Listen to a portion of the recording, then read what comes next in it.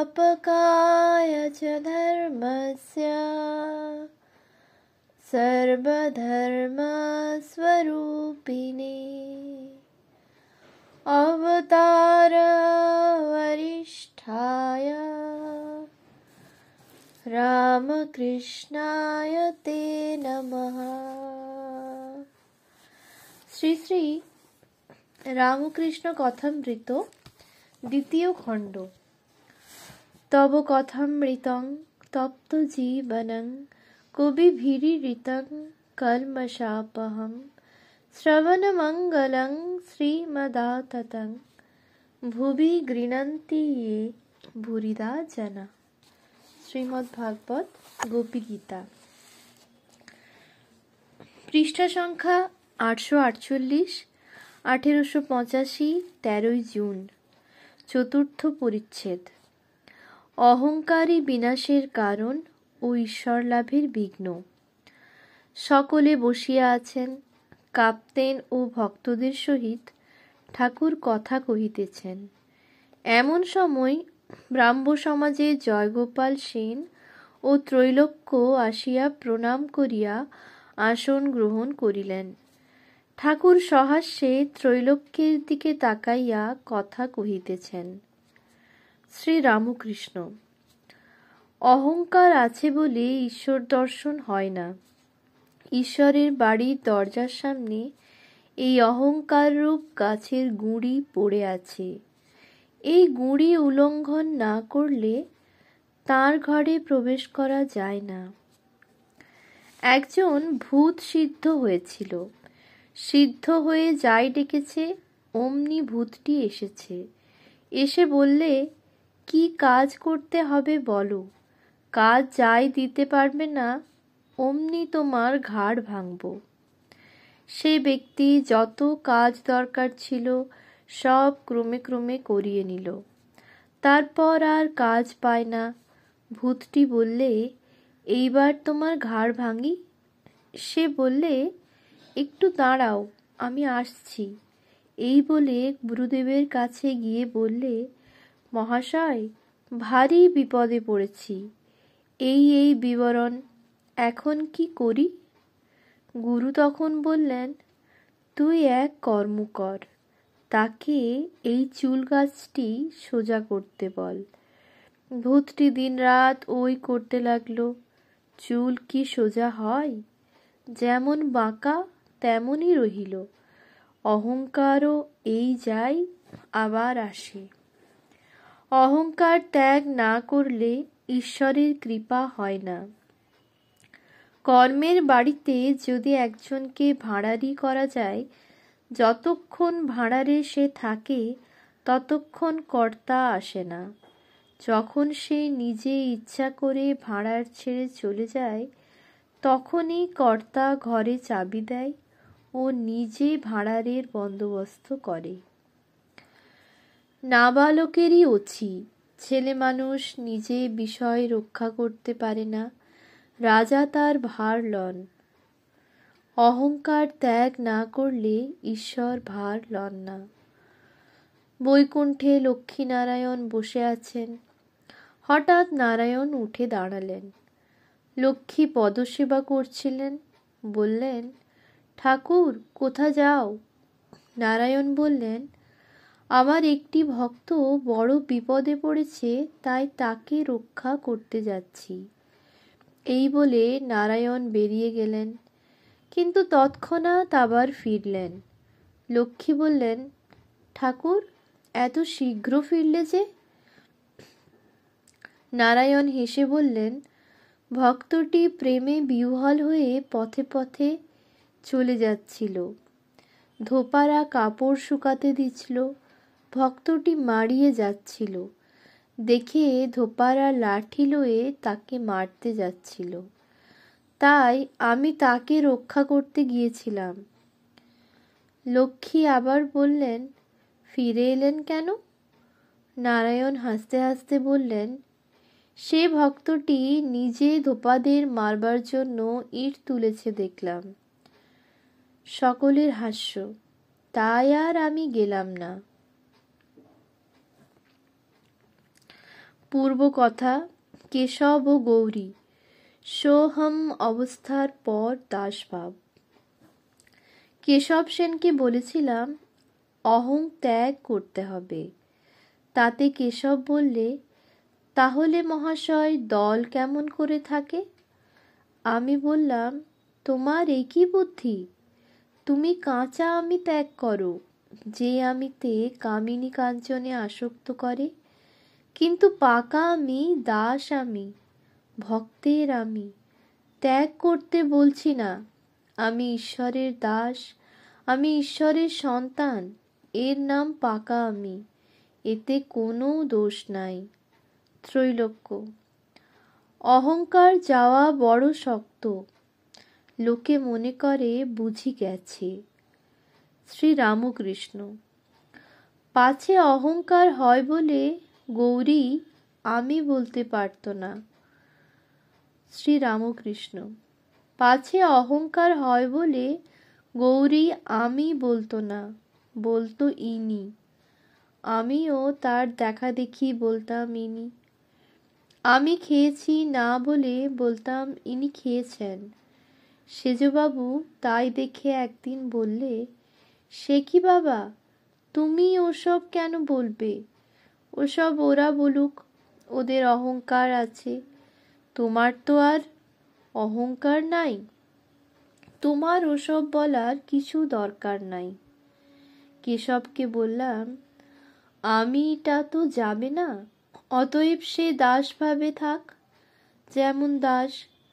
প্রহ্লাদ দুই ভাবে থাকতেন, কখনো বোধ করতেন তুমিই আমি, আমিই তুমি, সোহম।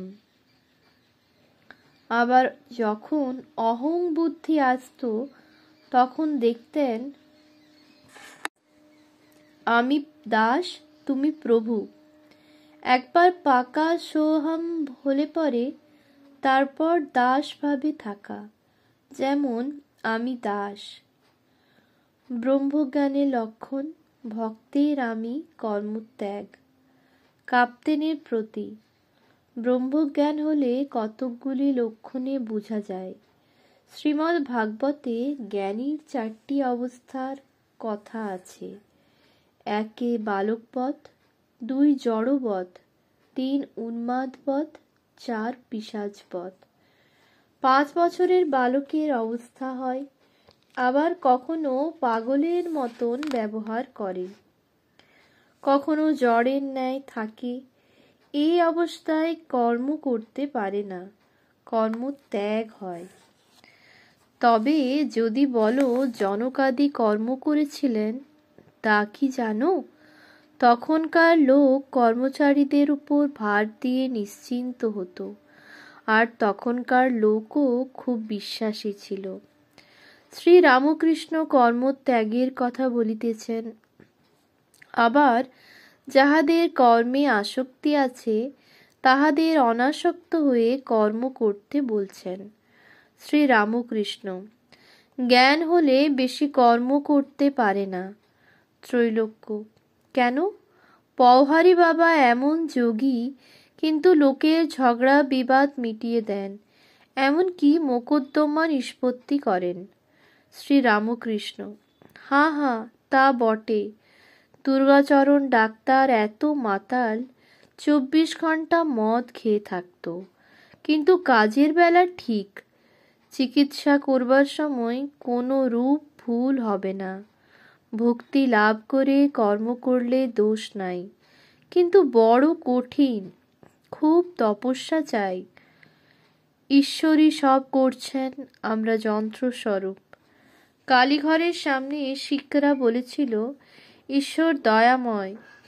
আমি বললাম, দয়া কাদের উপর? শিখরা বললে, কেন মহারাজ, আমাদের উপর? আমি বললাম, আমরা সকলে তাঁর ছেলে, ছেলের উপর আবার দয়া কি? তিনি ছেলেদের দেখছেন, তা তিনি দেখবেন না তো বামুন পাড়ার লোকে এসে দেখবে? আচ্ছা, যারা দয়াময় বলে, তারা এটি ভাবে না যে আমরা কি পরের ছেলে? কাঁপতেন। আজ্ঞা হাঁ, আপনার বলে বোধ থাকে না। ভক্ত ও পূজাদি ঈশ্বর ভক্তবৎসল পূর্ণ জ্ঞানী শ্রী রামকৃষ্ণ। তবে কি দয়াময় বলবে না? যতক্ষণ সাধনার অবস্থা ততক্ষণ বলবে। তাকে লাভ হলে তবে ঠিক আপনার বাপ কি আপনার মা বলে বোধ হয়। যতক্ষণ না ঈশ্বর লাভ হয় ততক্ষণ বোধ হয় আমরা সব দূরের লোক, পরের ছেলে। সাধনাবস্থায় তাকে সবই বলতে হয়। হাজরা নরেন্দ্রকে একদিন বলছিল, ঈশ্বর অনন্ত, তাঁর ঐশ্বর্য অনন্ত, তিনি কি আর সন্দেশকলা খাবেন না গান শুনবেন? ও সব মনের ভুল। নরেন্দ্র অমনি 10 হাত নেবে গেল। তখন হাজরাকে বললাম, তুমি কি পাজি, ওদের অমন কথা বললে ওরা দাঁড়ায় কোথা? ভক্তি গেলে মানুষ কি লয়ে থাকে? তার অনন্ত ঐশ্বর্য, তবুও তিনি ভক্তাধীন। বড় মানুষের দারবান এসে বাবুর সভায় একধারে দাঁড়িয়ে আছে, হাতে কি একটি জিনিস আছে কাপড়ে ঢাকা, অতি সংকোচ ভাবে। বাবু জিজ্ঞাসা করলেন, কি দারবান, হাতে কি আছে?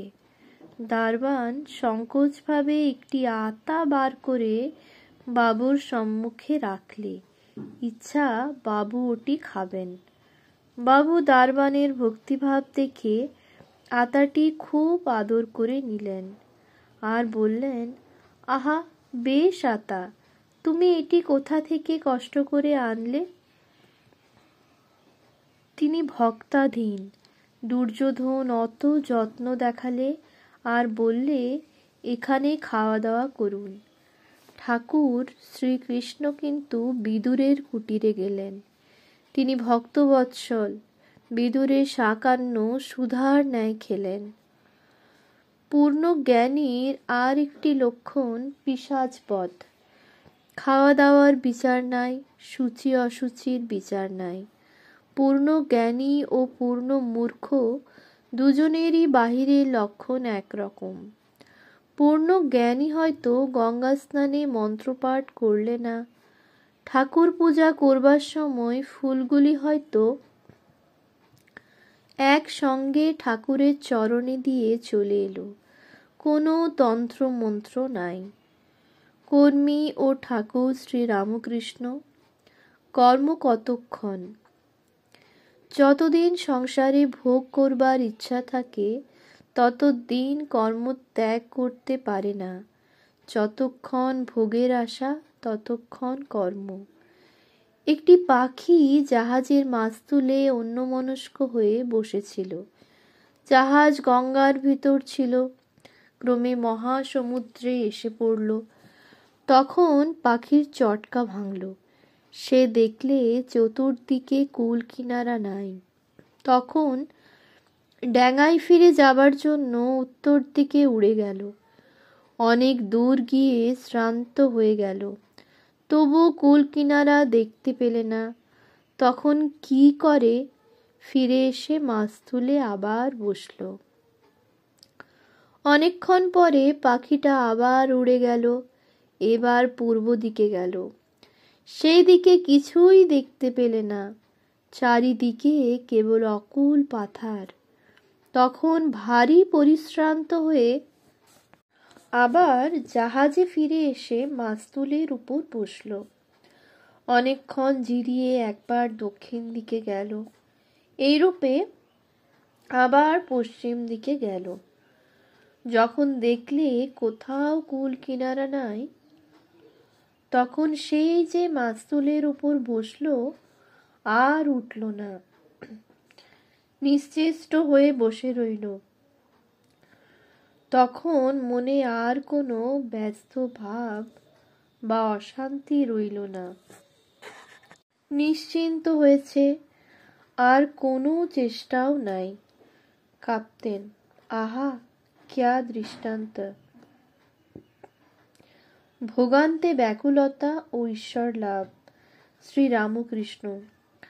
সংসারী লোকেরা যখন সুখের জন্য চারিদিকে ঘুরে ঘুরে বেড়ায় আর পায় না, তখন শেষে পরিশ্রান্ত হয়।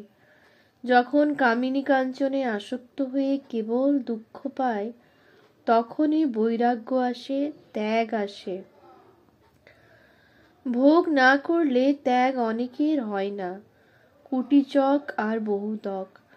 সাধকদের ভিতরও কেউ কেউ অনেক তীর্থে ঘোরে, এক জায়গায় স্থির হয়ে বসতে পারে না। অনেক তীর্থের উদক কিনা জল খায়। যখন ঘুরে ঘুরে ক্ষোভ মিটে যায়, তখন এক জায়গায় কুটির বেঁধে বসে আর নিশ্চিন্ত ও চেষ্টাশূন্য হয়ে ভগবানকে চিন্তা করে। কিন্তু কি ভোগ সংসারে করবে? কামিনী কাঞ্চন ভোগ, সে তো ক্ষণিক আনন্দ, এই আছে এই নাই। প্রায় মেঘ ও বর্ষা লেগেই আছে, সূর্য দেখা যায় না। দুঃখের ভাগই বেশি, আর কামিনী কাঞ্চন মেঘ সূর্যকে দেখতে দেয় না। কেউ কেউ আমাকে জিজ্ঞাসা করে, মহাশয়, ঈশ্বর কেন এমন সংসার করলেন? আমাদের কি কোনো উপায় নাই? উপায় ব্যাকুলতা, ত্যাগ। আমি বলি, উপায় কেন থাকবে না? তার শরণাগত হও আর ব্যাকুল হয়ে প্রার্থনা করো যাতে অনুকূল হাওয়া বয়, যাতে শুভ যোগ ঘটে। ব্যাকুল হয়ে ডাকলে তিনি শুনবেনই শুনবেন। একজনের ছেলেটি যায় হয়েছিল। সে ব্যক্তি ব্যাকুল হয়ে এর কাছে ওর কাছে উপায় জিজ্ঞাসা করে বেড়াচ্ছে। একজন বললে, তুমি যদি এইটি জোগাড় করতে পারো তো ভালো হয়। স্বাতি নক্ষত্রে জল পড়বে মরার মাথার খুলির উপর। সেই জল একটি ব্যাঙ খেতে যাবে। সেই ব্যাঙকে একটি সাপে তাড়া করবে। ব্যাঙকে কামড়াতে গিয়ে সাপের বিষ ওই মরার মাথার খুলিতে পড়বে, আর সেই ব্যাঙটি পালিয়ে যাবে। সেই বিষ জল একটু লয়ে রোগীকে খাওয়াতে হবে। লোকটি অমনি ব্যাকুল হয়ে সে ঔষধ খুঁজতে স্বাতি নক্ষত্রে বেরোলো। এমন সময়ে বৃষ্টি হচ্ছে। তখন ব্যাকুল হয়ে ঈশ্বরকে বলছে, ঠাকুর, এইবার মরার মাথা জুটিয়ে দাও। খুঁজতে খুঁজতে দেখে একটি মরার খুলি, তাতে স্বাতি নক্ষত্রে জল পড়েছে। তখন সে আবার প্রার্থনা করে বলতে লাগলো, দোহাই ঠাকুর, এইবার আর কটি জুটিয়ে দাও। ব্যাঙ ও সাপ, তার যেমন ব্যাকুলতা তেমনি সব জুটে গেল। দেখতে দেখতে একটি সাপ ব্যাঙকে তাড়া করে আসছে, আর কামড়াতে গিয়ে তার বিষ ওই খুলির ভিতর পড়ে গেল। ঈশ্বরের শরণাগত হয়ে তাকে ব্যাকুল হয়ে ডাকলে তিনি শুনবেনই শুনবেন, সব সুযোগ করে দেবেন। কাঁপতেন। কেয়া দৃষ্টান্ত শ্রী রামকৃষ্ণ। হ্যাঁ, তিনি সুযোগ করে দেন।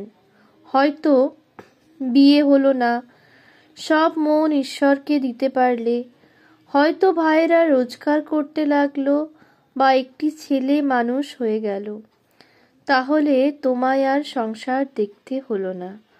তখন তুমি অনায়াসে 16 আনা মন ঈশ্বরকে দিতে পারো। তবে কামিনী কাঞ্চন ত্যাগ না হলে হবে না। ত্যাগ হলে তবে অজ্ঞান অবিদ্যা নাশ হয়। আতশ কাচের উপর সূর্যের কিরণ পড়লে কত জিনিস পুড়ে যায়, কিন্তু ঘরের ভিতর ছায়া, সেখানে আতশ কাচ লয়ে গেলে ওটি হয় না। ঘর ত্যাগ করে বাহিরে এসে দাঁড়াতে হয়। ঈশ্বর লাভের পর সংসার জনকাদির। তবে জ্ঞান লাভের পর কেউ সংসারে থাকে, তারা ঘর বার দুই দেখতে পায়। জ্ঞানের আলো সংসারের ভিতর পড়ে, তাই তারা ভালো মন্দ নিত্য অনিত্য এসব সে আলোতে দেখতে পায়। যারা অজ্ঞান, ঈশ্বরকে মানে না, অথচ সংসারে আছে, তারা যেন মাটির ঘরের ভিতর বাস করে, ক্ষীণ আলোতে শুধু ঘরের ভিতরটি দেখতে পায়। কিন্তু যারা জ্ঞান লাভ করেছে, ঈশ্বরকে জেনেছে, তারপর সংসারে আছে, তারা যেন সার্সির ঘরের ভিতর বাস করে, ঘরের ভিতরও দেখতে পায়, ঘরের বাহিরের জিনিসও দেখতে পায়। জ্ঞান সূর্যের আলো ঘরের ভিতরে খুব প্রবেশ করে। সে ব্যক্তি ঘরের ভিতরের জিনিস খুব স্পষ্ট রূপে দেখতে পায়, কোনটি ভালো, কোনটি মন্দ, কোনটি নিত্য, কোনটি অনিত্য। ঈশ্বরই কর্তা, আর সব তাঁর যন্ত্রস্বরূপ। তাই জ্ঞানীরও অহংকার করবার জো নাই। মহিম্ন স্তব যে লিখেছিল, তার অহংকার হয়েছিল। শিবের ষাঁড় যখন দাঁত বার করে দেখালে, তখন তার অহংকার চূর্ণ হয়ে গেল। দেখলে, এক একটি দাঁত এক এক মন্ত্র। তার মানে কি জানো? এসব মন্ত্র অনাদিকাল ছিল, তুমি কেবল উদ্ধার করলে। গুরুগিরি করা ভালো নয়। ঈশ্বরের আদেশ না পেলে আচার্য হওয়া যায় না। যে নিজে বলে আমি গুরু, সে হীন বুদ্ধি। দাড়িপাল্লা দেখো নাই? হালকা দিকটা উঁচু হয়। যে ব্যক্তি নিজে উঁচু হয়, সে হালকা। সকলেই গুরু হতে চায়, সকলেই গুরু হতে যায়, শিষ্য পাওয়া যায় না। ত্রৈলোক্য ছোট খাটটির উত্তর ধারে মেঝেতে বসে আছেন। ত্রৈলোক্য গান গাইবেন। ঠাকুর শ্রী রামকৃষ্ণ বলিতেছেন, আহা, তোমার কি গান! ত্রৈলোক্য তানপুরা লইয়া গান করিতেছেন। তুঝসে हमने दिल को लगाया, जो कुछ है सब तू ही है। গান। তুমি সর্বস্ব আমার হে নাথ, প্রাণাধার সারাৎসার। নাহি তোমা বিনে কেহ ত্রিভুবনে আপনার বলিবার। গান শুনিয়া ঠাকুর শ্রী রামকৃষ্ণ ভাবে বিভোর হইতেছেন, আর বলিতেছেন, আহা, তুমিই সব, আহা, আহা। গান সমাপ্ত হইল। 6টা বাজিয়া গিয়াছে। ঠাকুর মুখ ধুইতে ঝাউতলার দিকে যাইতেছেন, সঙ্গে মাস্টার। ঠাকুর হাসিতে হাসিতে গল্প করিতে করিতে যাইতেছেন। মাস্টারকে হঠাৎ বলিলেন, কই, তোমরা খেলে না? আর ওরা খেলে না? ঠাকুর ভক্তদের প্রসাদ দিবার জন্য ব্যস্ত হইয়াছেন। নরেন্দ্র ও ঠাকুর শ্রী রামকৃষ্ণ। আজ সন্ধ্যার পর ঠাকুরের কলিকাতায় যাইবার কথা আছে। ঝাউতলা থেকে ফিরিবার সময় মাস্টারকে বলিতেছেন, তাই তো, কার গাড়িতে যাই? সন্ধ্যা হইয়াছে। ঠাকুরের ঘরে প্রদীপ জ্বালা হইল ও ধূনা দেওয়া হইতেছে। ঠাকুর বাড়িতে সব স্থানে ফরাস আলো জ্বালিয়া দিল। রোশন চৌকি বাজিতেছে। এবার দ্বাদশ শিব মন্দিরে, বিষ্ণু ঘরে ও কালী ঘরে আরতি হইবে। ছোট্ট খাটটিতে বসিয়া ঠাকুরদের নাম কীর্তনান্তর ঠাকুর শ্রী রামকৃষ্ণ মার ধ্যান করিতেছেন। আরতি হইয়া গেল। কিয়ৎক্ষণ পরে ঠাকুর এদিক ওদিক ঘরে পায়চারি করিতেছেন ও ভক্তদের সঙ্গে মাঝে মাঝে কথা কহিতেছেন, আর কলিকাতায় যাইবার জন্য মাস্টারের সঙ্গে পরামর্শ করিতেছেন। এমন সময় নরেন্দ্র আসিয়া উপস্থিত, সঙ্গে শরৎ ও আরও 2-1টি ছোকরা। তাহারা আসিয়া ভূমিষ্ঠ হইয়া প্রণাম করিলেন। নরেন্দ্রকে দেখিয়া ঠাকুরের স্নেহ উথলিয়া পড়িল। যেমন কচি ছেলেকে আদর করে, ঠাকুর নরেন্দ্রর মুখে হাত দিয়া আদর করিতে লাগিলেন ও স্নেহপূর্ণ স্বরে বলিলেন, তুমি এসেছ? ঘরের মধ্যে পশ্চিমাস্য হইয়া ঠাকুর দাঁড়াইয়া আছেন। নরেন্দ্র ও আর কয়েকটি ছোকরা ঠাকুরকে প্রণাম করিয়া পূর্বাস্য হইয়া তাহার সম্মুখে কথা কহিতেছেন। ঠাকুর মাস্টারের দিকে মুখ ফিরাইয়া বলিতেছেন, নরেন্দ্র এসেছে, আর যাওয়া যায়? লোক দিয়ে নরেন্দ্রদের ডেকে পাঠিয়েছিলাম, আর যাওয়া যায়? কি বলো? মাস্টার, যে আজ্ঞা, আজ তবে থাক। শ্রীরামকৃষ্ণ, আচ্ছা, কাল যাব, হয় নৌকায় নয় গাড়িতে। অন্যান্য ভক্তদের প্রতি, তোমরা তবে এসো, আজ রাত হলো। ভক্তেরা সকলে একে একে প্রণাম করিয়া বিদায় গ্রহণ করিলেন। ওম শান্তি।